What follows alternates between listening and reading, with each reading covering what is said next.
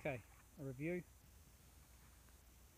of the new STIHL, and do a comparison with the John 32. Is newer better? We got 25 years difference there, so it's going to be quite an interesting comparison. Very interesting, maybe a little bit surprising at the end of it.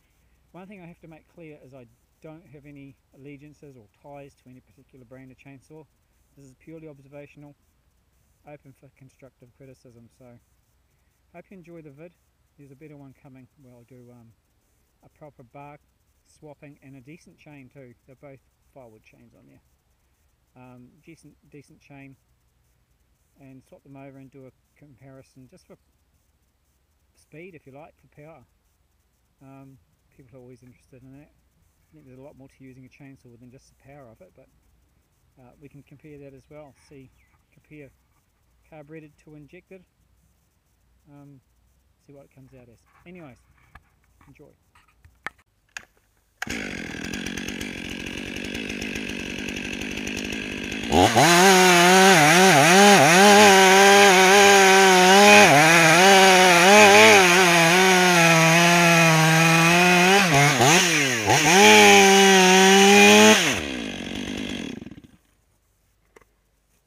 Okay, troops, not sure if I even got that cut in the picture.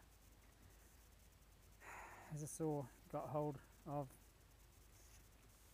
I didn't even test it before I grabbed it, so I'll give a quick review on it. Okay, it's the first fuel injected commercial STIHL. So my photography is not the best here. I don't do reviews on anything, but this has got me quite interested. Because is newer better? Well, that's a big question. One of the first things I noticed when using a saw, I used it for one day, and I discovered, and I can't put the camera down here, but if I push on there, you'll see how this comes loose. I mean very loose. And the concern I have there, which I'll go through a couple of negatives first I guess, is the way this fits. Is the design's terrible in my opinion compared to the earlier ones that screwed on. Filter system I'm also very reserved about because it gets rubbish inside, and it's a paper element, so when that's clogged they give you a chemical cleaner that says keep away, basically don't touch it, don't inhale it, don't anything, and on the instructions it's got about blowing it out with a compressor. So paper element I think is a step backwards. For me a major one is this little foam piece to seal it, but this here that secures the entire filter cover is, I mean I'm flexing that with my fingers.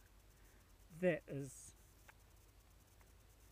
a real concern, because if the filter gets knocked, or the housing gets knocked rather, that snaps off.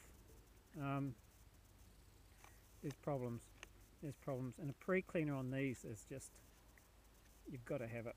I mean this filter gets clogged really quickly, as in the pre-cleaner gets clogged very quickly, and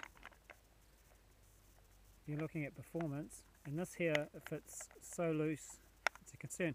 Now if this gets knocked either which way, it's going to be interesting. So things I do really like about it, is very good throttle response. Power is nothing alarming. The saw is very smooth to use, quite different to some other saws in the early days. You had the likes of the 288 Huskies, and before, which I didn't actually use, I had to play around with when I was a kid. The 281s Huskies used to vibrate quite badly. The newer saws are all good.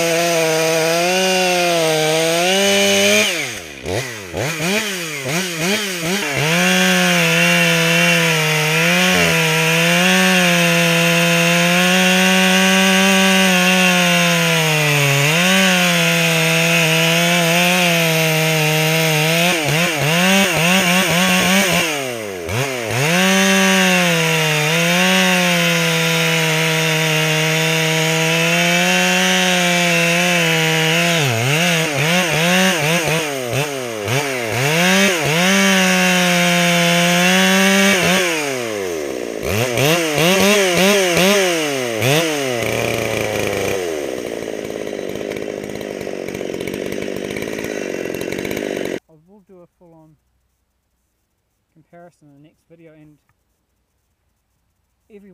every keyboard warrior is an expert, so constructive criticism is most welcome.